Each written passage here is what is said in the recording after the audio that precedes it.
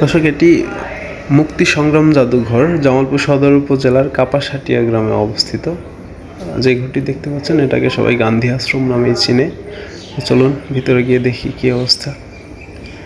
আর এটার ভিতরে একদম ভিতরে প্রবেশ করা যায় না, নিষেধ আছে, এর জন্য একটু জুম করে দেখাই কাছে থেকে। মহাত্মা গান্ধীর স্মরণেই এই গান্ধী আশ্রমটি স্থাপন করা হয়েছে।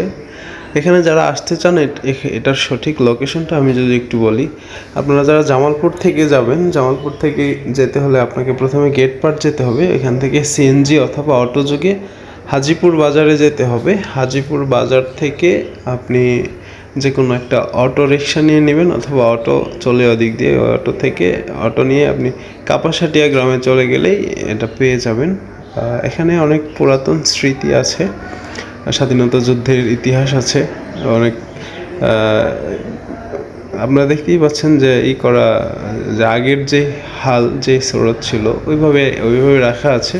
সামনে একটা শাপলার পুকুর আছে, এটা অনেক সুন্দর। এটার ভিতরে কিছু ছবি আছে এবং ছবির সাথে ইংরেজিতে লেখা আছে যে কোন ছবিটা কখন, কেন এবং কীভাবে এখানে স্থাপন করা হয়েছে।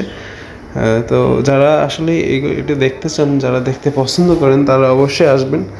এখানে আসলে একটু ব্যতিক্রম কিছুই দেখতে পারবেন, যেটা অনেক রেয়ার। খুব জামালপুর শহরে কোথাও এরকম একটা পাওয়া যায় না।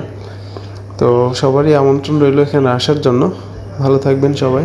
এরকম ভিডিও আরও পাওয়ার জন্য আমার গো উইথ মোশারফ এই পেজটি অবশ্যই ফলো করে দিবেন, আর লাইক কমেন্ট করে জানাবেন।